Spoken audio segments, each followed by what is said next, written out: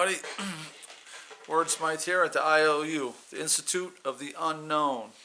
Intuition, observation, and understanding. That's what we're about. Thank you to my new subscribers. Appreciate the love, appreciate the support. Now let's get right down to it, okay? My Morgellons, progress. See that? Cleared up.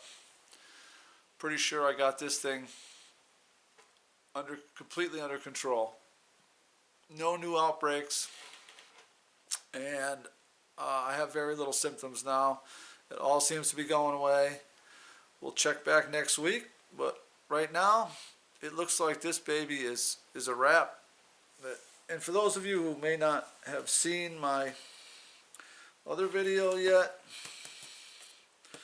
on the parasite that I found on my scalp, which is currently unknown to medical science, allow me to show that to you real quick.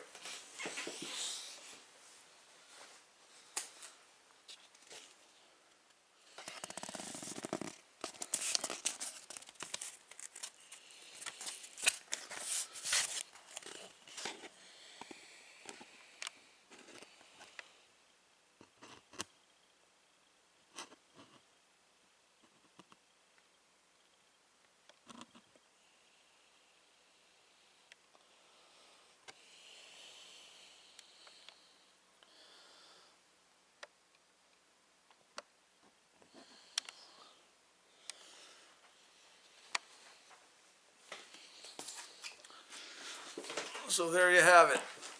Unknown to medical science, discovered on my scalp. Now, if you watched any of my other videos on the RJ Wordsmyth files before I got locked out of it, then you'll follow the progress of me discovering this and figuring out that this is the key to essentially eliminating Morgellons, curing Morgellons, treating Morgellons. If you look right here, 1, 2.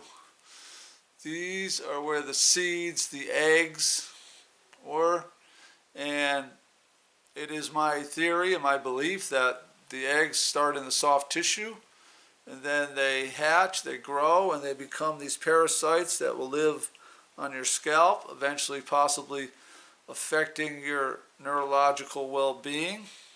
And this is what I believe is going on. So if you follow my other channel and this channel, you'll understand the conclusions I've made. And so all I can tell you is it's as good as gone as far as I'm concerned. I feel really good. I feel like it's going away. It's clearing up, and hopefully this helps other folks. When I put air into the system, every time I did that with the poking of a needle, whenever I did that, it seemed to help relieve the tension, and the air somehow is not conducive to the growing of the parasite. So what I did was get some air in there, and also impaled the parasite on my scalp, and it was able to get it out. So this is what needs to happen. But I believe I'm the first person who has ever cured Morgellon. Now it's not completely gone, but it's going away. So it's very important. Now here's something else I wanted to share with you. It has to do with ordinary cell phone. Your ordinary cell phone. Okay. And it's important because it's related to my other videos. The videos I post about when I go out into the woods, and also the videos I post about the interesting artifacts that I uncover. So the human capability of seeing things that are moving is estimated between 30 and 60 frames a second. Now why does that matter? It matters because your cell phone essentially captures these things moving across all around you. Just people don't understand what they're actually looking at. If they understood what they're looking at, they would know that, or they would see these things are flying around all the time, faster than the human eye can see, which is essentially the definition of invisibility. The other definition of invisibility might be the ability to camouflage oneself to the point of being undetectable, which is another thing. Now, this is another important thing to remember. Our eyes, this is from Rebecca Harrington, Tech Insider, September 28, 2015 article on the web. You can Google it yourself. Our eyes can only detect colors of light we see in a rainbow, shades of red, orange, yellow, green, blue, indigo, and violet. These are specific wavelengths of light that the receptors in our eyes are tuned to. Light of shorter or longer wavelengths doesn't excite our eyes' receptors, so we can't see anything beyond red, infrared, or violet UV on the electromagnetic spectrum of light. So why does this matter? It matters because your cell phone can pick up more of the spectrums, the electromagnetic spectrum of light than can your ordinary vision. Now, bees can see UV light, and interestingly enough, snakes can see infrared light, which is just past red. So, why am I telling you this? I'm telling you this because in my videos and in your photographs, in fact, at home, your photographs of nature, whatever, you are capturing things on the liminal beings. You're capturing extraterrestrial beings. You just don't realize what you're capturing. So I'm going to show you that. I'm going to prove that to you on this channel. And somehow I seem to have made contact with these higher technological intelligences. So when you see in the video that the trees are starting to take the shape of faces, or the branches look like something, this is not a coincidence.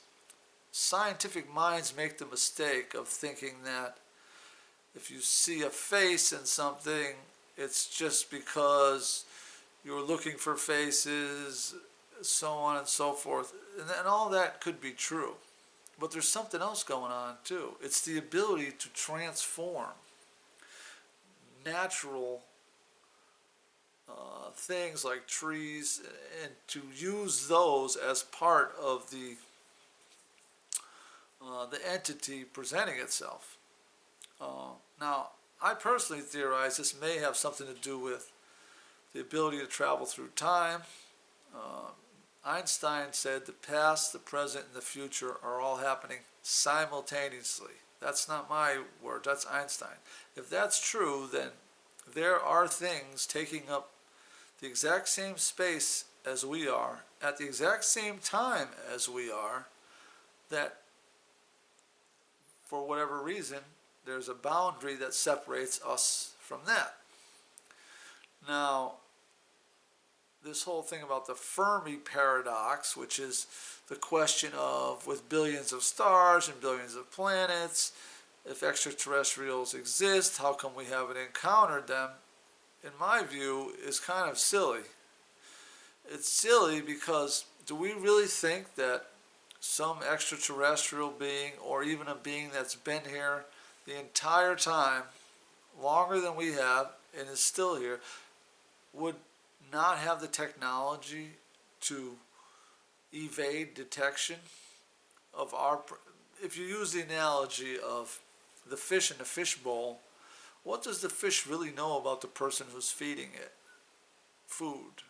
It knows nothing. It thinks it's free. It's swimming in the tank. It has no idea.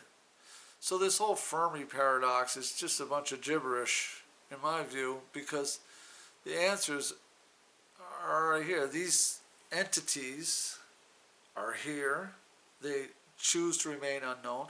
But if you open up the door to make contact with them, then contact can be made. It's a matter of not being afraid and also understanding that we're all temporary on this plane anyway, of existence anyway. So, you know, as far as fear goes, you have to sort of use your intuition there. I'm sure there's some good ones and some bad ones, but the point I'm really trying to make here is that when you see faces in rocks, like on some of my videos of my artifacts, and you see shapes, you know, people want to just say, oh, that's just a coincidence. But I will prove to you that